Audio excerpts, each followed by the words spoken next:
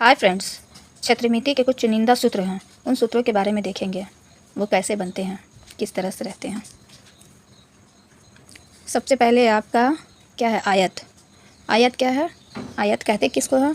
तो देखिए, आयत कहते हैं जिसके वैसी आकृति जिसके आमने सामने की भुजा बराबर हो और प्रत्येक कोण 90 डिग्री का हो, उसे आयत कहते हैं, सिंपल भाषा में। ठीक है। अब कह रहा आयत की परिमिति, तो परिमिति जो है ये यहाँ से यहाँ तक की दूरी को, पूरे घेरे को परिमिति कहते हैं। ठीक है। तो इसका सूत्र होता है 2 इंटू लंबाई प्लस चौड़ाई। ठीक है। अब देखिएगा आगे क्या है, आयत का क्षेत्रफल।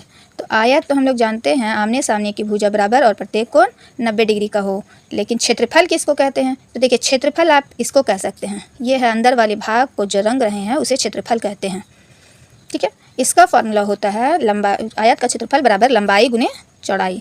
मान लिया कि ये लंबाई है और ये क्या है, चौड़ाई।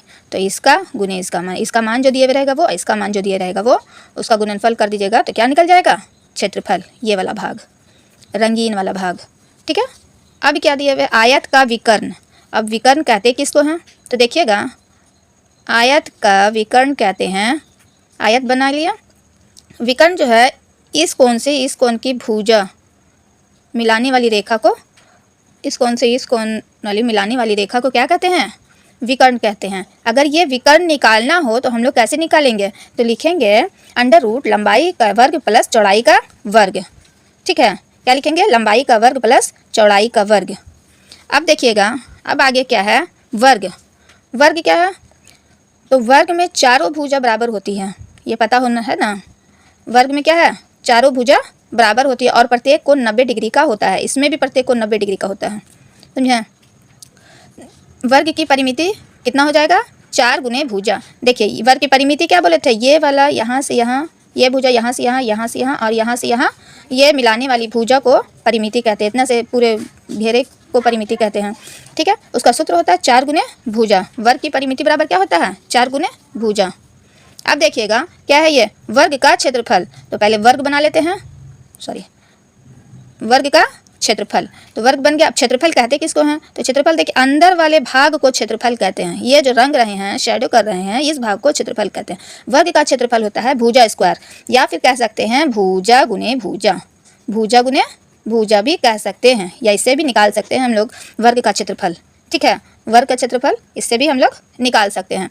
अब क्या है, फिर है वर्ग का क्षेत्रफल। भुजा दिए हुए हो तो ये वाला फार्मूला लगेगा। अगर विकर्ण दे दिया तो, वर्ग का विकर्ण अगर दे दिया तो क्या है, कौन सा फार्मूला लगेगा, नहीं पता है। देखिए, विकर्ण कहते हैं किसको, इस कोण से इस कोण को मिलाने वाली भुजा और इस कोण को इस कोण से मिलाने वाली भुजा।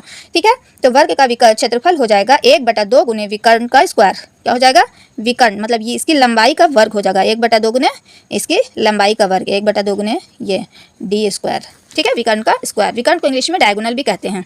अब क्या है, वर्ग का विकर्ण। अगर विकर्ण निकालना हो तब क्या करेंगे उस स्थिति में? तो देखिए, विकर्ण जब निकालना हो तो उस स्थिति में हम क्या करेंगे कि भुजा दिए हुए होगा, कुछ ना कुछ तो दिए हुए होगा। अगर क्षेत्रफल दिए हुए होगा तो क्षेत्रफल से भुजा हम लोग निकालेंगे, भुजा निकालना होगा। अब भुजा अगर दिए हुए होगा तो लिखेंगे अंडर रूट 2 इंटू भुजा। यहाँ पे देखो, रूट 2 इंटू भुजा।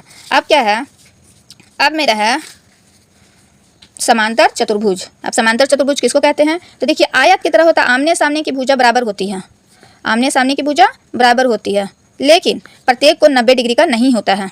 90 डिग्री का कोण इस पर नहीं बनता है, उसी को क्या कहते हैं, समांतर चतुर्भुज। अब समांतर चतुर्भुज का क्षेत्रफल, तो क्षेत्रफल ये हो गया, ये वाला भाग। क्षेत्रफल कैसे निकालेंगे, इसका सूत्र क्या होता है, समांतर चतुर्भुज का क्षेत्रफल बराबर होता है आधार गुने ऊंचाई। क्या होता है, आधार गुने ऊंचाई। देखो, ऊंचाई दिए हुए नहीं है, तो देखिए ध्यान दीजिएगा, ऊंचाई हम लोग इस तरह से, सॉरी, ऊंचाई हम लोगों का ये निकालना होगा। ठीक है। ऊंचाई का फिगर ऐसे बनेगा।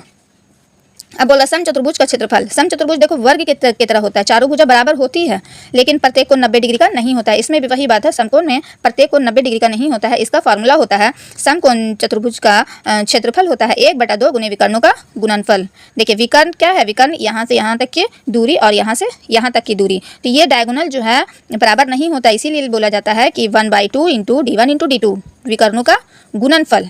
ठीक है, विकर्णों का गुणनफल। ठीक है।